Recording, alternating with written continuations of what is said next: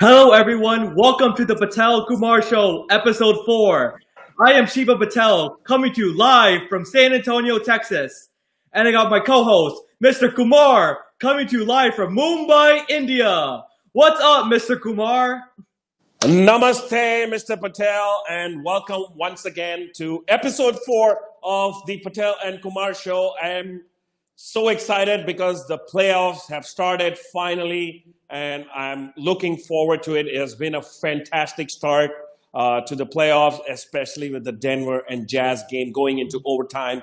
So let's hope that we are having a fantastic playoff series, the first round, second round, third round, and of course, culminating in the finals. But we have a great show for you here today. And once we start with the recap, we'll go into more detail about the playoff matchups. And we have Beau Estes, the voice of the NBA Top 10 Highlights on NBA.com. And we'll wrap up with the meme section. So, Mr. Patel, are you excited? Yes, I am. I was born ready. So for this, the Daily Hoops Planner, this is basically me every day of the week, just focus, just continue to watch basketball, glued to my TV. Basketball, is back. I'm enjoying the playoffs. I've been missing it. I know it's basketball during the summer, but that's all I've been doing so far, Mr. Kumar. You forgot to mention one thing there. On Thursday, it should have been the Patel and Kumar show instead of basketball day. You know what? yes, for sure. But yeah, let's get on with the show, and let's start with the recap. Of course, we had picked some games, the marquee games last week, and let's see what the Pick 'em section has to say and what's the score.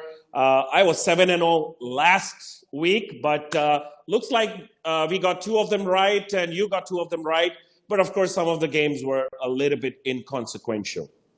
Yes, they were. A couple of those games, they were resting their starters.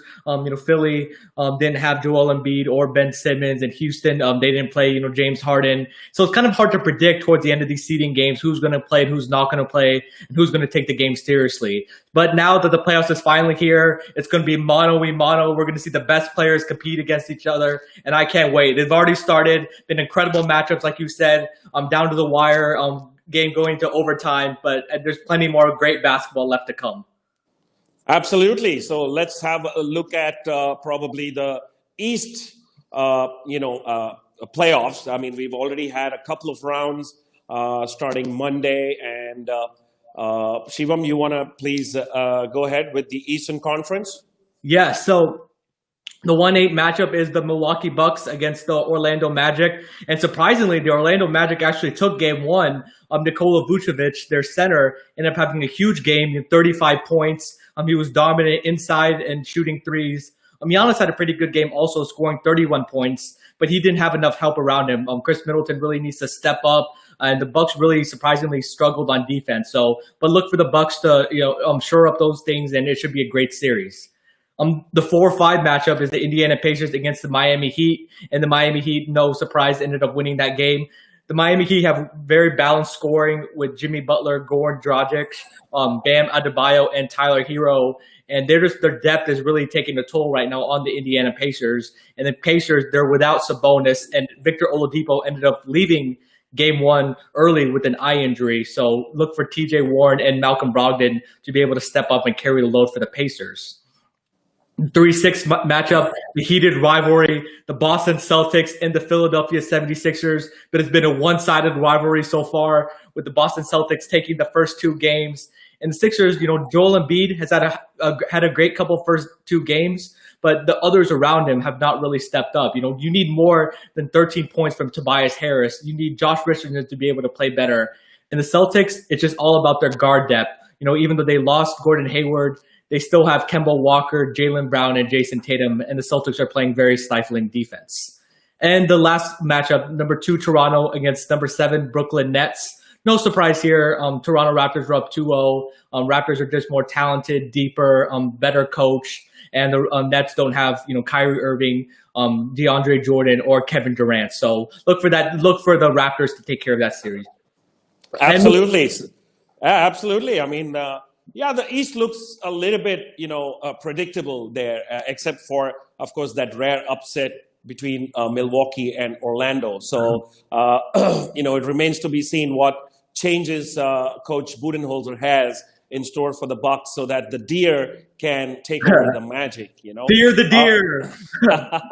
Thank you, Pranay Naidu, for tuning into our show. People like you encourage us. And that's why, we are right here, and we'll be here every Thursday. So connect with us on our YouTube channel, on Twitter, Instagram, and, you'll be featured here, of course, on this show live. So now let's move on to the West. Of course, it was a very, very surprising result, especially the 1-8 Los Angeles Lakers and Portland. It was Dame time. He was contained probably for the first 3 quarters, but he just caught up in the fourth and to snatch a victory from the Lakers. Houston, OKC. I think the Houston is playing a great game without Russell Westbrook. I thought that it might be a different series for the OKC, and probably they could come back. So 123-108 game 1 win for Houston Rockets. Denver and the Utah Jazz, wow, what a fantastic game it was. Game 1 went into overtime. I think it was like a one-on-one matchup between Donovan Mitchell, who poured in 57 points, and of course Jamal Murray there. But they just couldn't contain the Denver Nuggets team during that overtime and taking that game 1. But game 2 was a different story. Yesterday when they took over and 124-105. So they split the series 1-1. And the Clippers and Dallas, what can I say? I mean, probably people thought it would have been a different story if Kristaps Porzingis was not ejected in the third quarter in that game 1. And they've split the series as well. I'm going to tell you that this is going to be a very tough series for the Clippers, because Paul George was a no-show yesterday. Of course, Leonard poured in with 35 points and 10 rebounds. I just think the chemistry is a little bit off for the Clippers. They really need to find, their team rhythm, especially with Lou Williams and Montrezl Harrell coming back late for those seeding games. So yeah, I mean, I think Luka Doncic and Kristaps Porzingis, man, I mean, the European stars are playing a brilliant basketball game.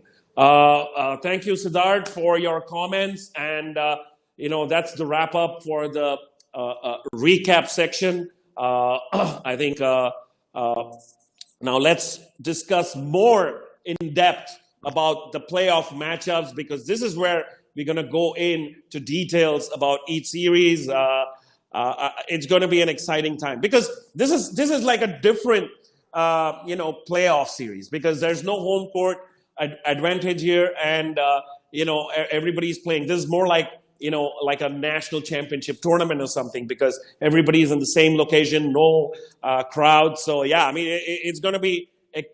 I'm excited to see the playoffs, but it's just a little bit disappointing to see the playoffs, without the audience there. Yeah, it is. And like you said, it does feel like the March Madness, because, it's at a neutral site.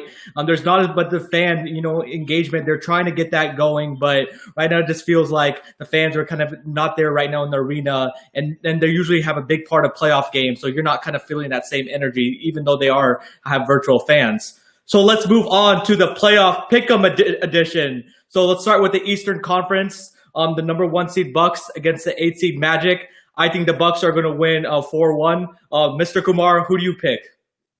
Well, I also think it's going to be a 4-1 series. I know game 1 was an aberration for the Milwaukee Bucks, but I just do have a little bit of concern in terms of the Bucks game there, because I just don't know if Giannis is ready to take the mantle of the entire team on his shoulder. I mean, he's playing excellent basketball, but I think he just needs to transform himself as a leader in order to take the pressure on himself and win games for the Bucks. Because this was like a Magic team which did not have even Fournier performing. He just came in in the fourth quarter. The first 3 quarters, he was shooting bricks. So I just feel, yes, the Magic doesn't have enough magic in them to take over the year. Well, this is quote unquote like a home game, for the Orlando Magic because they're playing in Orlando, even though it is at Disney World. And remember, last year the Magic ended up beating the Raptors in the first game, but then the Raptors ended up winning the series and going on to the championship. So let's see if the Bucks can replicate the Raptors' success and formula from last year. So now moving on to the 4-5 matchup, the Pacers and the Heat. I think the Heat are going to win 4-2. The Pacers are going to get a couple games on them because I think TJ Warren is going to go back to being really hot, and Malcolm Brogdon is really going to step up and look for Miles Turner to elevate his game also. But I think, like I said earlier, the Heat are just too deep, too talented, well coached, and they pride themselves on the defensive end. So I think they'll end up shutting down the Pacers, and they'll end up winning the series 4-2. I also feel the same. It's going to be a 4-2 Miami Heat. As you rightly mentioned, I think you got to give props to Eric Spoelstra because he's done a wonderful job with this team, especially with the two rookies, Kendrick Nunn and Tyler Hero. They've been absolutely wonderful for this team as role players. And of course, Jimmy Butler has been very consistent. Bam Adebayo has been a revelation this season. And, and the veterans like Andre Iguodala are just, being a leader in this team. So I think, yes, Miami Heat have more firepower to match up with this Indiana Pacers team, especially with Oladipo not really,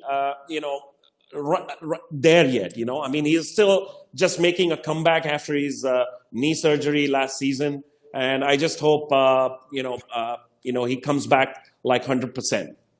Yeah, and you always hear about Heat culture. They had just had that championship mentality, having won a lot of championships, in their past. And they do a great job of, playing together. They have great ball movement. They're a very cohesive unit. So I think that's going to come to fruition. And I think they're just going to be too much for the Pacers to handle. So now moving on, the heated rivalry, the Boston Celtics and the Philadelphia 76ers. But like I said earlier, it has been one-sided in the Boston Celtics' favor. And I only see Mr. Kumar, Philly winning one game. And the only reason I see them winning that game is maybe the Boston Celtics let their guard down a little bit like, it's just Sixers just have Joel Embiid. We can take it easy. And maybe Tobias Harris has an aberration and maybe has a huge game, and so is Josh Richardson. But if the Celtics really focus and continue their defensive discipline and continue to score effortlessly on the offensive end, I don't see how the Sixers team can slow down this really red-hot Boston Celtics team. I don't give them a chance of winning even one game. The main reason is, of course, Ben Simmons is injured.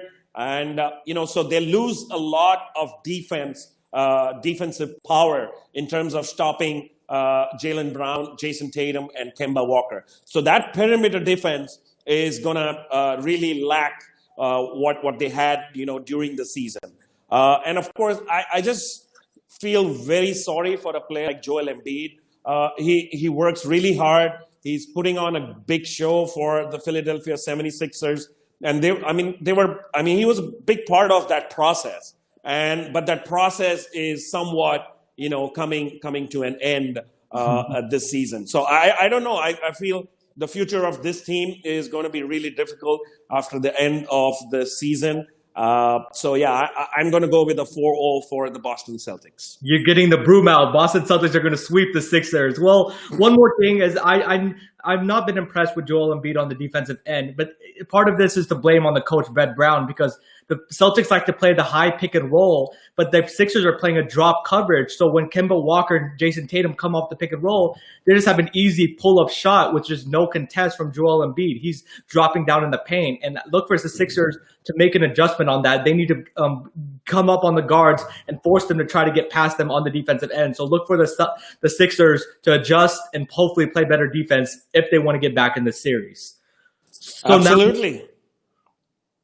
So now moving on, the number 2 seed Toronto Raptors against the Brooklyn Nets. This is going to be a sweep.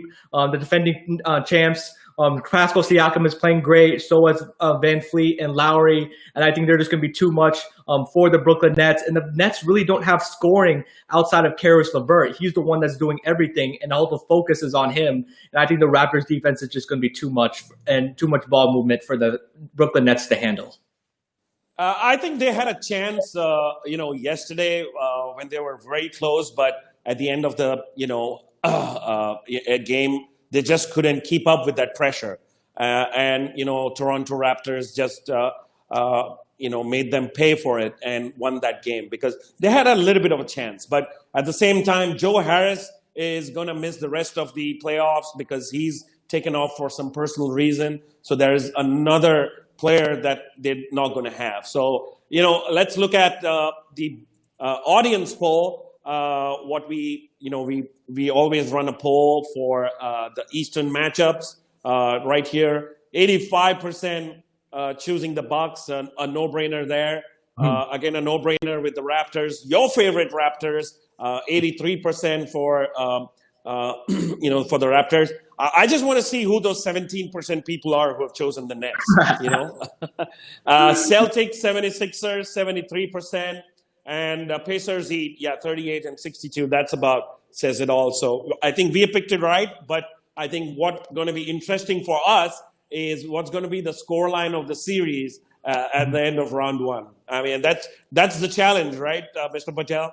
It is. It's easy to pick, or I shouldn't say easy, but it's, who the winner is going to be, but it just depends on how many games they'll win and how quickly, they can win the series. Because as a top seeds, you want to finish the first round series as quickly as possible in order to get as much rest as possible. So now moving on to the West pick'em. So, Mr. Kumar, I'll let you go over the games for us. Well, I mean, I know,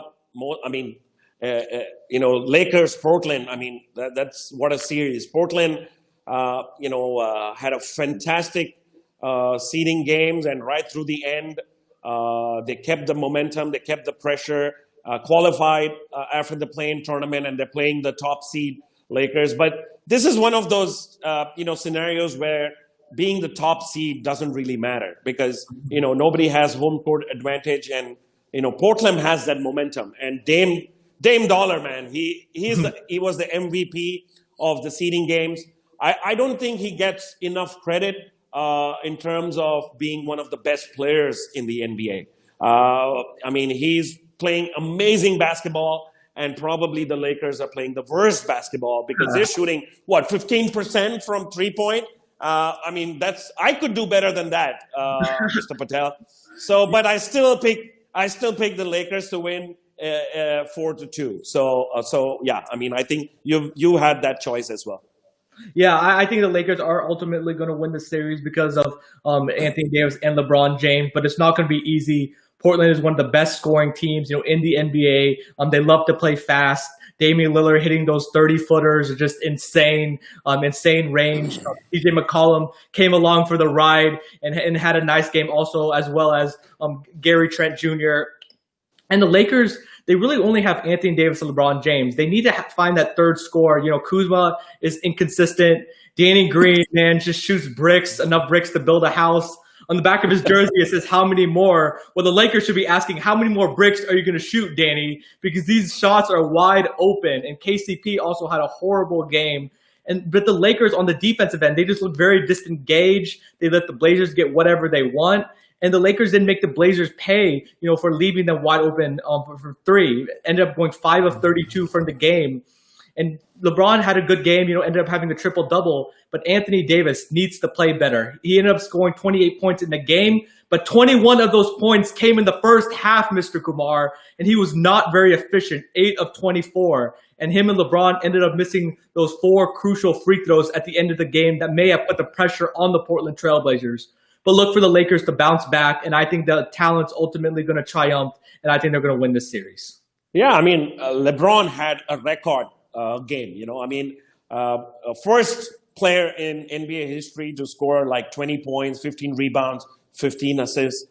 He was doing everything possible to get this team going. I think one of the key reasons, he's not like taking the load is because he's passing a lot more because he wants his other players to probably perform better, get their confidence back, because they've not been really consistent in the seeding games coming into the playoffs. Because they were like playing really well just towards the end of that lockdown. And, so they just want that same momentum back. And I think they'll probably get it. I don't think it's going to be an easy series for them, but I still pick them to win. So, yeah, I mean, it remains to be seen what they're going to do in the next round if they play OKC or Houston. And, of course, they're expected to play the Clippers in the Western Conference Finals. Yes, and before we get started with the next matchup, I want to give a shout out to Gayatri Joshi. She said, "Yay, most awaited talk." We appreciate all the fans out there, and remember to comment on the Patel Kumar Twitter and Instagram pages, and we'll give you a shout out on the show. So thank you very much, everyone, for the fan support. So let's move on to the interesting part. This is, I think, a series where we both differ. I think the only series that we differ. I'm actually picking the OKC to probably win it in 7 games. Wow, that's surprising, Mr. Kumar. But I think this series is going to go, 7 games. But look for James Harden and the Houston Rockets to really impose their will. And then, Mr. Kumar, if they keep making threes like they did in Game 1, end up making 23s, I think the series is not going to be very long. And I think the Rockets are going to win. But look for, when Russell Westbrook comes back, I think that's going to be a huge boost to James Harden. But in order for the Thunder, to be successful in this series, Chris Paul, I think, is going to have to be a little bit more aggressive. He started out Game 1 by facilitating and trying to get his teammates involved. Gallinari ended up having a nice game with 27 points. But they need Steven Adams, Shai Gilgeous-Alexander to really step up, and Chris Paul to really look for his offense and really impose his will, because he knows he should be playing motivated, because James Harden, wanted to get rid of him, and he ended up getting traded to the Oklahoma City Thunder. But the storylines of this series are awesome. Russell Westbrook, former team was the Oklahoma City Thunder. Chris Paul used to play for the Houston Rockets. And I think this series is going to be very even. And I think it's going to go 7 games. And I think the Rockets' experience and James Harden is going to end up taking them over the top against the Oklahoma City Thunder. So this is one of the series that me and you both are going to be following, because we differ on the teams that are going to be coming out. Of course, the Denver Nuggets and Jazz. I'm picking Denver Nuggets in 6, and you're picking Denver Nuggets in 7. They've split the series so far, and it's. Let me tell you, Spider Mitchell has been amazing in that Game 1. 57 points. I mean, that's like pretty much 50% of the scoring for that team. They just couldn't keep that momentum on during that overtime. And Jokic and Jamal Murray just playing that 2-man game. I think it's breaking up the defense for the Jazz. So for me, it's the Denver Nuggets and 6. And Mr. Kumar, I'm not going to lie to you. Going to the playoffs, this is the matchup that I kind of overlooked, because, the Jazz didn't have Bojan Bogdanovic, and I thought the Denver Nuggets were going to be too strong. But after watching Game 1, seeing Donovan Mitchell have that crazy performance, 57 points, the shot making has just been insane. But Jamal Murray ended up scoring, 8 points in the overtime, leading the Denver Nuggets to victory. But then yesterday, Donovan Mitchell ended up getting his revenge, scoring 30 points, and the Jazz ended up making a crazy amount of 3-pointers. In this series, if you like offense, this is the series to watch, because both teams can score effortlessly, and a lot of points are going to be scored, a lot of up and down. But I think Jamal Murray and Nikola Jokic are going to be too much. I think they learned from last year, losing the Portland Trail Blazers in the conference finals. I think they're determined this year to make a run. And I think, without Mike Conley, which he should be able to come back, but I think that the Jazz are not strong enough to be able to compete with the Denver Nuggets. And go ahead. I was just going to comment. Thank you, Nirmal, for putting in your comments. I know you support me, saying that CP3 is going to be the one imposing his will on the Rockets. So I think me and you are on the same page here. Thank you once again for connecting with us. Let's move on to the last matchup in the West, and it's the Clippers and the Mavs clipping the wings of Clippers yesterday. Of course, Paul George was a no-show. Leonard played an amazing game, but I think the combination of Porzingis and Doncic is, it's just fun to watch, Porzingis is hitting from the three, he's doing well from the paint. Doncic is doing his job. He got 28 points, 8 assists, and 7 rebounds. He had 42 in game 1. So he's averaging about 35 points. And what is surprising for me is everybody raved about, the perimeter defense of the LA Clippers, especially with Paul George, Leonard, with Patrick Beverley. Of course, Patrick Beverley was injured. Lou Williams, and, but unfortunately, they couldn't stop the offense of this Mavs. Seth Curry did a great job. Trey Burke, did a fantastic job, and so did, Hardaway. So this team is coming in shape, and of course the series is split, but this is going to be a fun series to watch out for. It definitely is, and it is going to be a very competitive matchup. And Luka Mania, man, the first playoff game of his career, ended up scoring 42 points, putting the Dallas Mavericks on his back. But sadly, the Latvian laser Kristaps Porzingis ended up getting ejected, with 2 technical fouls. Even though I didn't like the call, Porzingis got to know better. But yesterday, kudos to the role players of the Dallas Mavericks, because Luka was having a big game, but he ended up getting 5 fouls, early in the fourth quarter. And most of the fourth quarter, he didn't even play. Like Trey Burke, like you said, Tim Hardaway Jr., Seth Curry, Maxi Kleba, Boban Marjanovic ended up stepping up nicely, for the Dallas Mavericks. And just something seems off with them right now. Paul George is not playing like his normal self. I think he's unsure, hey, should I take over or should I give it to you, Kawhi? And that he ended up getting, in foul trouble yesterday, taking him completely out of his rhythm. I don't think Kawhi Leonard was aggressive enough because the Mavericks really had no answer for him last night. He was making the mid-range shots, making the three-pointers, getting to the foul line, getting to the rim. So look for Kawhi Leonard to be a little bit more aggressive. But I think the Clippers are going to win this series, but it's going to be a long, tough series for them. So now, go ahead. Sorry. The audience poll, of course, 80% pick the Lakers, 20% for the Blazers, 69% for Clippers, and 31% for Mavericks, 66%, of course, picking the Nuggets, and Rockets, 73. So I'm one of those 27% who's picked the Thunder to win that series. So it remains to be seen what's going to happen to that series, Mr. Patel, because I think I'm really interested for that particular matchup. Mr. Kumar, you need to see the light. The Houston Rockets are going to win that series. The audience, I'm glad me and the audience can agree that, the Rockets and James Harden, the beard, the best offensive player in the NBA, is going to get it done against the Oklahoma City Thunder.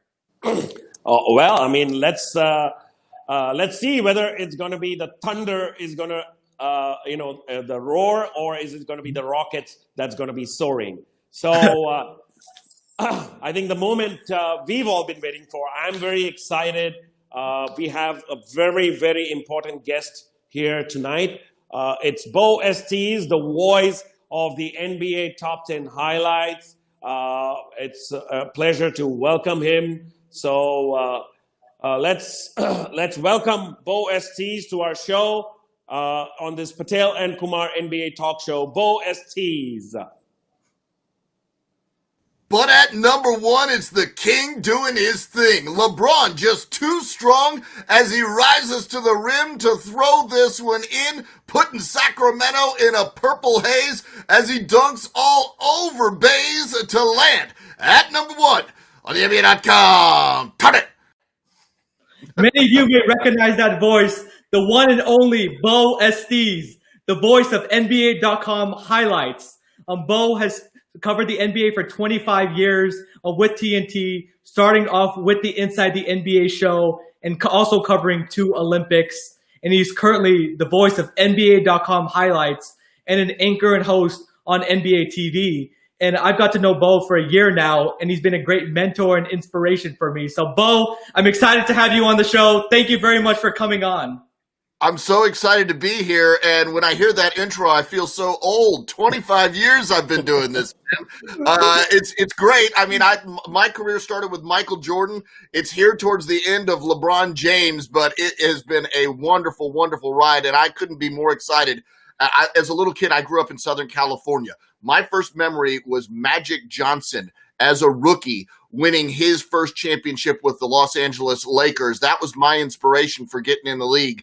And that's a kid in Southern California dreaming about being a sportscaster with the NBA. And to imagine that fans from around the world and in a great country like India are loving our sport, it blows my mind. It thrills me. I'm thrilled to be here, guys. I'm equally excited, Beau. Thank you so much for coming on to the show. I know we've started something really exciting over the past 3 weeks, and I would just like to ask, how did you become the voice of NBA.com? A long, long road, man. Look, it's always been a dream of mine since I was a little kid to be a sportscaster and to be an NBA sportscaster.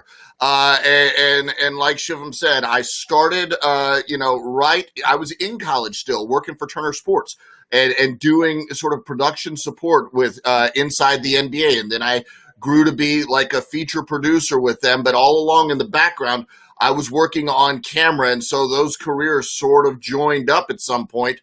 And I was a host and an anchor on local television and then more regional television. And then Turner Sports was nice enough to hire me to be a host for Major League Baseball. And when the NBA brought NBA TV and NBA.com down to Atlanta, it was a perfect fit because it was my dream and my passion to cover the NBA. And right there with a company I've been working with for years and years and years. So I'm the luckiest guy in the world. I can't believe it. Man, that's awesome that you're pursuing your passion, working in the NBA, and you're known as the voice of the NBA highlights. And we're gonna play now the highlights in 2014 that really put you on the map and made you famous and also went viral. So let's cue it up. 3 games of playoff hoops on a Thursday. This is the one and only Top 5 on NBA.com at 5. Late game situation in Golden State, and guess what? Ho-hum!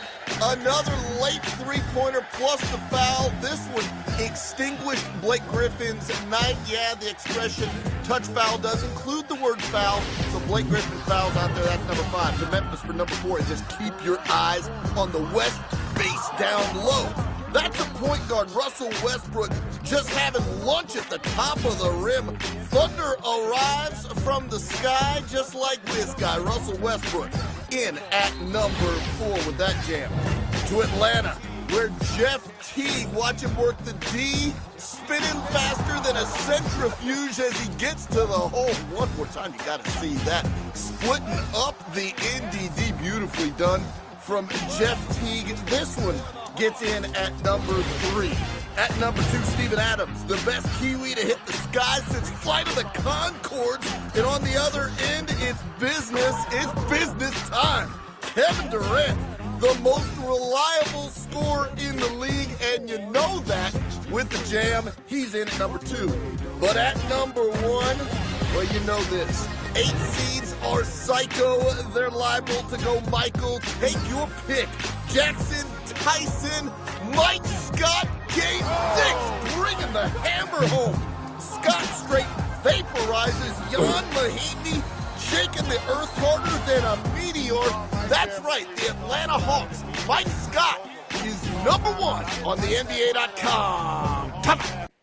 And Beau, all I can say is that the commentary is gold, and that's just amazing. You are the Gautam mentator. And so let me ask you, so kind of what is the process behind the scenes of coming up with these NBA.com highlights? So it's a whole team of people. It's obviously not just me. The NBA TV produces the highlights. So there is 50 people in a room at NBA TV downtown Atlanta. I'm about 10 miles away in Decatur, Georgia right now. But they produce the highlights. They give me what we call a shot sheet.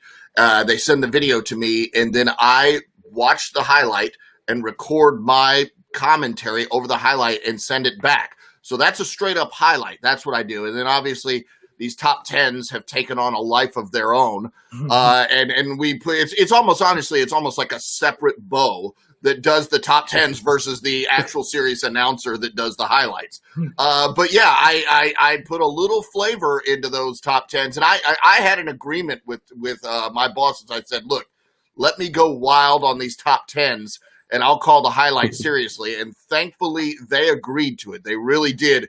And that top five you just saw it's a special one for me, because I think that is the one that sort of put me on the map. I think that I knew when I walked out of the voiceover booth at work and people were like looking at me excited about that, when I knew something special was happening. And then soon after that, I started hearing, our producers would tell me that the comment section on YouTube was nuts. So I knew something was going on then, and I knew something special was happening. Wow, fantastic. Because as an Indian fan, of course, we didn't have live games, during those times. And, it was like so exciting to always see those top 10 highlights on NBA.com and YouTube. And so finally I can put a face to that voice, Beau. And but do you get that a lot? Like when you travel, when you go overseas, like, hey, I think I've heard that voice somewhere. Yeah, first of all, the face with the voice, this is coronavirus hair right here. But yeah, I do get that some.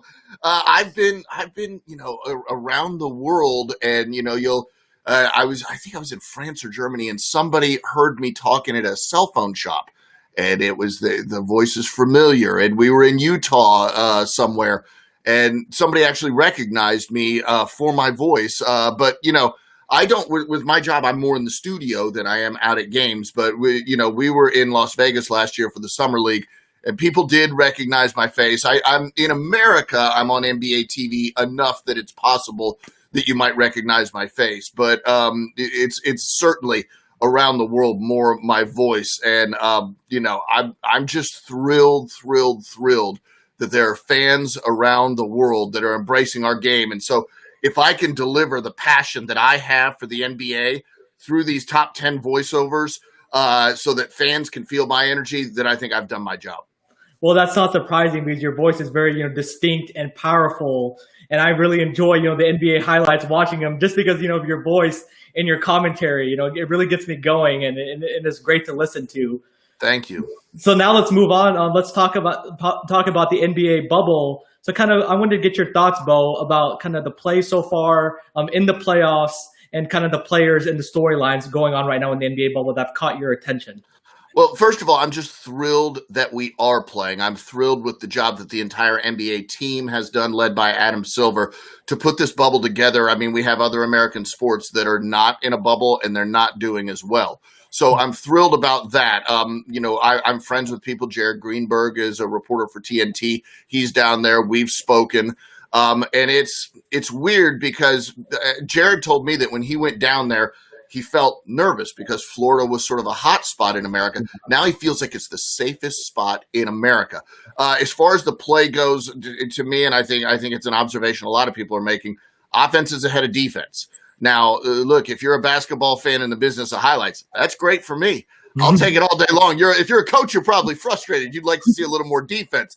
But when Donovan Mitchell's scoring all those points, Luka Doncic is scoring all those points, I think the offense is really sort of stepped to the forefront. And I will tell you this, basketball among our sports here in America is the sport where the higher seeded team usually advances more than in other sports. Yeah. But this year in the bubble, there's opportunities for those lower seeded teams. Whether you think it's the home court advantage sort of dissipates because they're all playing in Orlando, or it's, just a confidence that some of these younger teams have because we have more and more superstars coming to the NBA. I don't know which one it is, and I don't know how that equation plays out. But I can tell you that, if you look at some of I was watching you guys sort of calling who you thought was going to win as we were leading up to this segment. And I'm looking at some of those lower seeded teams, and I'm thinking, Who knows? Maybe. Charles Barkley has famously picked the Portland Trailblazers, I know. the 8th seed over the Lakers, and he's looking good right now. He's looking really good, and we're never going to hear the end of it if Portland beats the Lakers, because Charles will talk forever about that. And he was already getting the broom out at the after. Well, I'll be most disappointed if that happens, because I am a very big LeBron fan. But anyway, I think I don't know. I hope I don't surprise you, but there are fans in India as well for Beau. So we have a fan question for you. So let us play that fan question. What is up, Goat Mandator? Big fan of your bars, obviously. A two-part question. One is, do you have a vocal routine before you, like a warm-up for your vocal cords before you go on recording? And second is, which NBA player's name do you love taking on the NBA top 10? Like, is there a name which makes it fun for you to say? Right. Those are two great questions. The first one I've actually never been asked, so that's a fantastic question. As far as a vocal routine, there's not a specific thing I do. As you can see, this is just my voice, but I think I used to call PGA Championship, so the golf championship here in America. And it was like 10 hours on the air. So I was very careful. I've never, until I had done that event, I had never felt like tired, like I'd gone lifting weights or something with my voice, and I was exhausted. So I would go back to the room, don't anybody call me, don't say anything, and I would rest my voice. And sometimes, like today, I'm calling the NBA highlights. In just a few hours when we get off, I'll be calling those highlights. And it's going to be a long day, because you have to keep in mind, I'm going to be calling it. We're going all day in the bubble. Yeah. On top of that, we have WNBA highlights that I'm doing. So I have all of that stuff to do. So that's going to be a real challenge. As far as names, there are a few that I just love saying. I don't know why. I love saying Kentavious Caldwell Pope. I love the name Kentavious. I don't know why. I love the name Jan Mahimi, because I end up doing something. I don't know why my brain works this way, but there's an old Michael Jackson song called "Wanna Be Starting Something," where he says, "Mama say, mama mama," and I ended up saying, "Mama say, mama mama me," and that just became a thing. And I don't know why, and it's silly and it's ridiculous. But yeah, it's a great question. There are names that I just love saying. At the top of the list probably is just Kentavious. I think that should be an adjective that describes something terrific. I don't know what it is, but it should describe something terrific. Well, you're brave. Yeah, go ahead. Oh, go ahead. No. I mean, the names you just picked out, the only problem is they don't come too much in the highlights. So, yeah, you're right. Especially now, because KCP is shooting bricks for the Lakers right now. Yeah, you're exactly right. Jan's getting a little older. And you know what? I've been doing this so long that the names that I was calling so much when I first started this, they're either getting older or retiring. And so we have new names coming up. And every year I get this little PDF, and it's a pronunciation guide. And that's my Bible. I have to live with that thing, and I learn names every year. The real challenge, this is an interesting question in the chat section. The real challenge is the players that change their names from year to year, the pronunciation. If they go to a different team, and you're like, well, I've learned this pronunciation. Now I've got to learn this pronunciation. That's a challenge, but look, my job is not difficult by any stretch. It's a joy to do, so I'm lucky to do it. So, Beau, the real question is, how long did it take you to say Giannis Antetokounmpo, especially that last name? Okay, good question. Here's what I'll say about that. So the NBA's pronunciation is Giannis Antetokounmpo, B-O. But you're right. So there is a difference of opinion depending on if you want to talk about its African heritage or his Greek heritage. It can either be Poe or Beau at the end. But I go by the NBA's official pronunciation with Beau because I don't want to get fired anytime soon. So I do what they tell me to do, right? It's Antetokounmpo is what I would say at the end. I mean, I have the same experience because I do commentary in Hindi, Wow. in the local channel here in India. So we just have to, pretty much memorize all the pronunciations and, so yeah, I mean, it's a difficult one because especially, I mean, as Indians, for sometimes Yeah. we don't get the right pronunciation. So yeah, I mean, we get fired for that as well. Well, I would think it's interesting because so some of the European players were doing sort of an American English pronunciation, like Dirk Nowitzki. We say Nowitzki. I think really he would say Nowitzki. I think he said that before, but it got to be Nowitzki for so long that he was just like, fine, whatever. But yeah, so, we do an Americanized version of it. I imagine that you do. It's a Hindi version, right? But you try to. But you're sort of going back and forth between, right? You're speaking Hindi and then you speak some English, right? Actually, it's Hindi with some English words because we don't have like literal translation for some of the basketball terminologies, right? So, and the Indian population is also like they understand a little bit of English. So the new millennial language is like English, which is a combination of Hindi and English words and stuff like that. Yeah. So, sure. So we have a question for you from one of our viewers. Beau, when did you get comfortable with broadcasting your voice in this kind of commentary? That's a good question. I will tell you the experience of what it's like to work at Turner Sports and the NBA. So it's a really big production facility. It's really big, and Shivam, you know this. What happens is I will walk down the hall, and 10 editors will be editing with my voice. So you walk down the hall and there's Beau, there's Beau, there's Beau, there's Beau, there's Beau, there's Beau. And you're like, my gosh, I'm in some sort of Twilight Zone bad dream. But you get comfortable with your voice in a hurry. It almost doesn't belong to you anymore because so many people are working with your voice. So it's just this thing that you own that you throw out to the world that other people use. But yeah, it was bizarre at first when you heard it at such a scale with, tens and 20 people cutting up your voice as you just walk down the hall. You're just hearing your voice and you're like, geez, that guy's getting annoying. And it's you, after a while, you're like, all right, well, I'll deal with it. But yeah, it's almost detached from me at this point.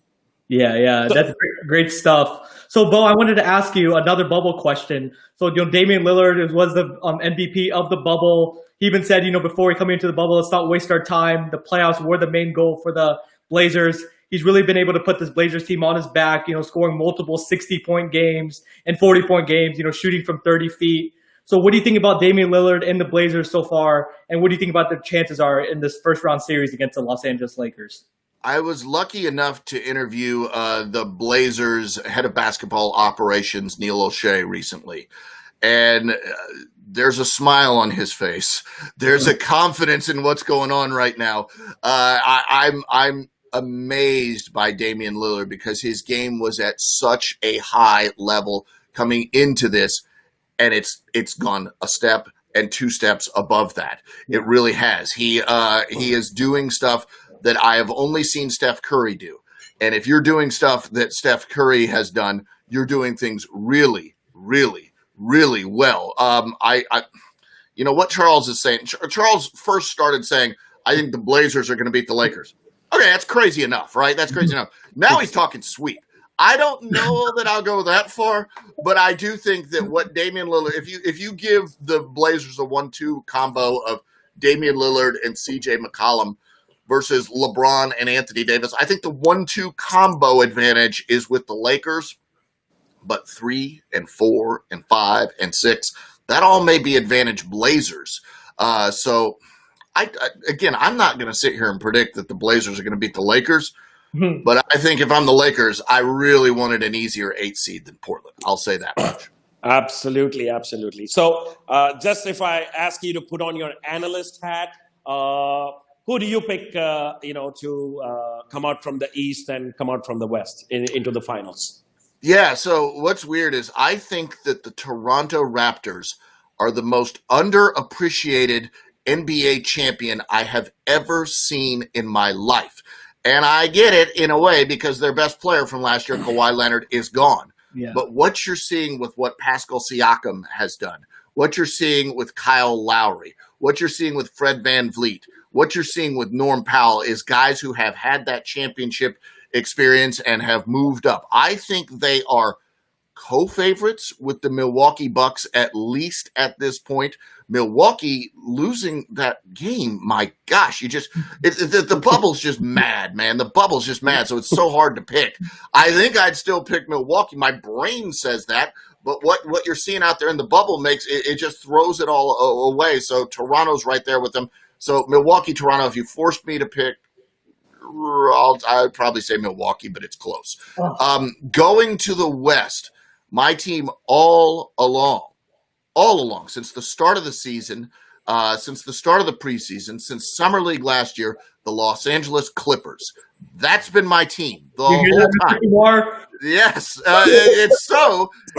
I still maintain, even after what Luka did to them last night and what the Dallas Mavericks did to them last night, I don't think Paul George is going to play that poorly that often.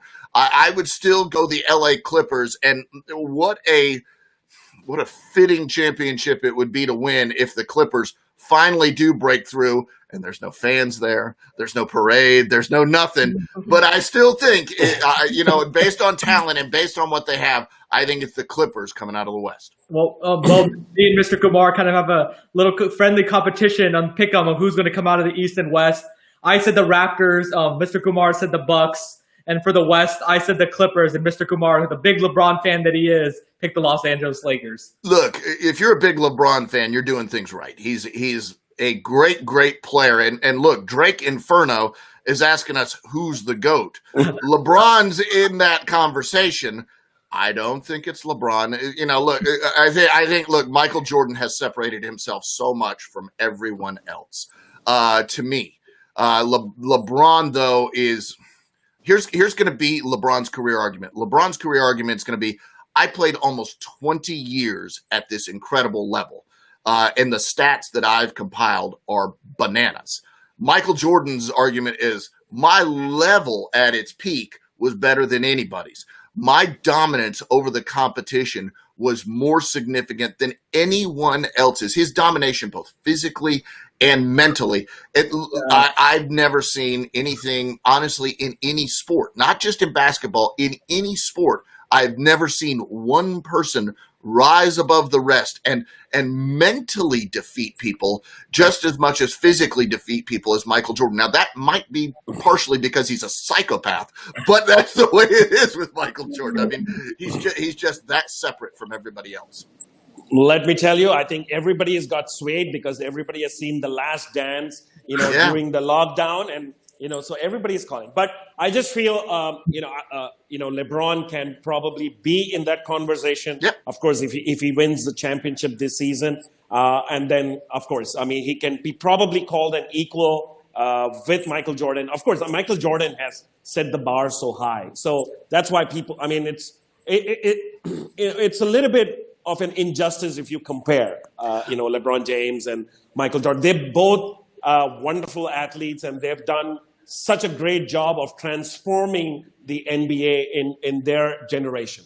I agree with you, and I'll add one thing. If you're a young NBA fan in India watching the games, I see no reason for you to sit there and say, look, Michael Jordan's just so much better than everybody else, because I think the next thing you ask yourself is, so why am I even watching this if these guys aren't as good as Michael Jordan? What I would tell you is that if you're a young fan and you're looking at LeBron James and what he's done and you think that's the best I've ever seen, that's perfectly fine with me. I really do. I think that's perfectly fine with me. I have no problem with that. Again, I've seen them both, and my era started even before Michael Jordan. I've never seen somebody dominate like Michael Jordan, but if you are a young fan and, man, LeBron's the best you've ever seen, and you think, man, the game has to naturally evolve, I get that. I really do. And their games are really different. Michael Jordan had that scores mentality. LeBron James is more of a pass-first kind of guy, Yep. Playing in different eras. Jordan played in the hand-checking, physical era. LeBron James plays now with the fast-paced offensive era. And, LeBron, what could really help his case is that if he wins a championship with the Lakers this year, he would have won 3 championships with 3 different teams. So I think that's something to watch out for. And if Kawhi wins a championship this year, he wins it with Yeah. well. So there's a lot at stake because that's remarkable if you think about it. That's really, really remarkable feat that they could both pull that off. And Kawhi, if he does pull that off, starts to climb the ladder in that GOAT conversation as well. 3 championships with 3 different teams would be stunning. And 3 finals MVPs. If he pulls that off too. Yeah, exactly. Yeah.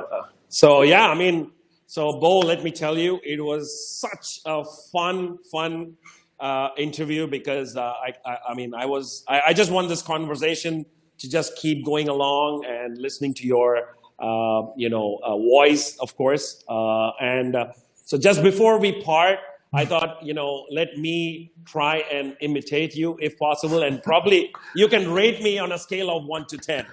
I'm excited about this. I'm very excited. And perhaps I'm embarrassed for what I've done to the world. But yeah, let's go.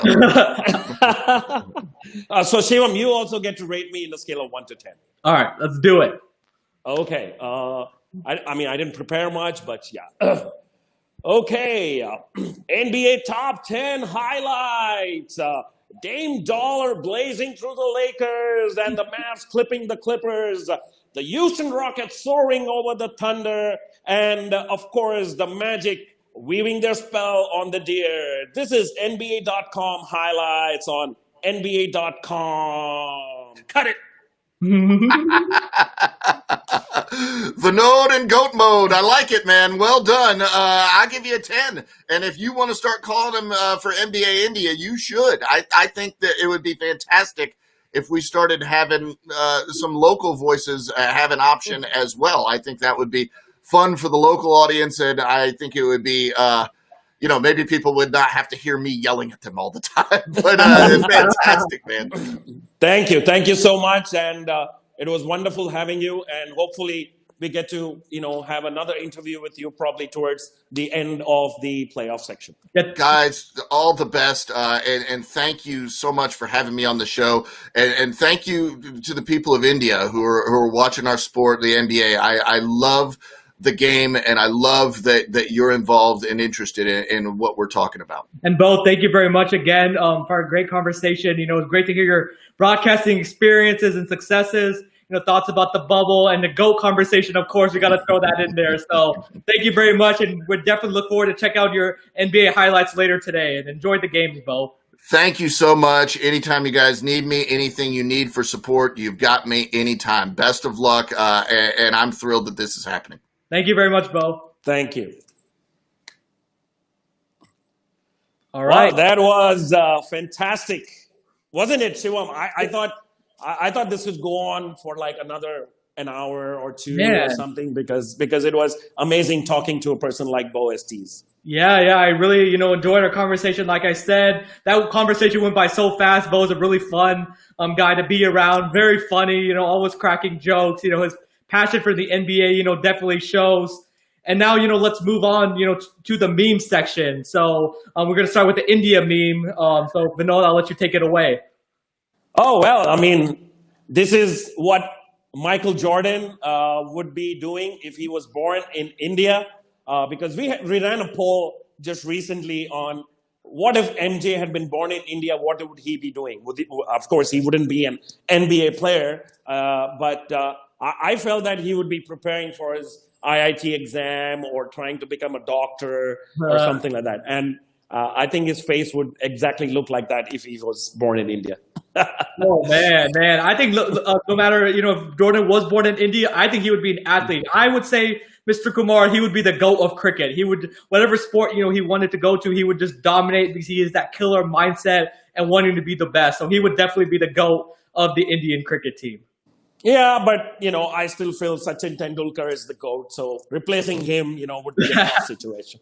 I guess it would be pretty close. Yeah, you can't replace Sachin Tendulkar. I agree with you on that. Yeah, so I think let's move on with the U.S. memes. What do you have for me in store? All right, for the U.S. meme, for after game one, the Latvian laser Kristaps Porzingis ended up getting ejected after a second technical. So the refs are huddling together and saying, "Man, Luka's too obvious. Let's do Porzingis.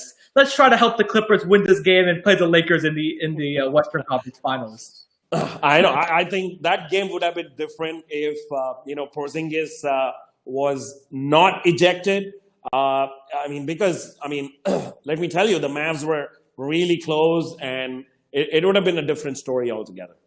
Yeah, no, for sure. And now moving on to the next NBA meme. So Jimmy Butler sells coffee to his fellow players inside the bubble for $20. This man's hustle extends outside the court. So, Mr. Kumar, I don't know if you heard this story, but apparently Jimmy Butler has been selling coffee in the bubble, and he's been upcharging them. He's trying to, make a profit, make a couple of money, and you know how popular coffee is, here in the U.S. So he's definitely trying to take advantage of that and sell his fellow NBA players some coffee in order to get them through the day in the bubble. Let me ask you: is it really coffee or is it something else? Hey, it might be spiked. You never know. I don't know. $20 coffee. I get a whole pot of coffee for $20. Well, this is Jimmy Butler makes enough money. Hey, you can't fault the man's hustle and trying to get that extra cash. Might as well. If you're in the bubble, he's a businessman, Mr. Kumar. I would go to Colombia, come back and have a coffee. It will still cost me less than $20. All right. Just to close out the show, it's going to be Ganesh Chaturthi in a couple of days, Saturday, August 22nd. So we have this, it's not a meme, but of course an artist was inspired to sculpt a Ganpati idol in Indian basketball uniform. That would be really, interesting, because the Indian team, if they need to win, they'll need to have Ganesh Ji himself in the team if they need to, start winning basketball games. Man, Mr. Kumar, that's a nice picture. I love it. Ganesh loves basketball. What can you say? And yeah, so people, please like, share, and subscribe to our YouTube channel, Ekalavyas YouTube channel. Connect with us on our Twitter and Instagram at Patel and Kumar. And of course, please, we welcome all the comments during the show. It just makes the show so much more interesting when we can, interact with the audience. I hope you really enjoyed the show. The playoffs are underway. And of course, by the time we come back to you next week, some of the second round matchups would have already been decided. So thank you very much for joining in. Mr. Patel, your ending comments. Yes. I would like to thank the audience, and remember, keep commenting. We enjoy interacting with y'all, and y'all have been asking some great questions, so keep them coming. I want to thank Mr. Kumar. I always enjoy our conversations and our back and forth. I want to thank our technical team of Tushar, Gopal, and Animesh for making the show happen. And I would like to thank everybody again for tuning in. Enjoy the playoffs. Continue to stay safe and healthy, and we'll see y'all next week. See y'all next week.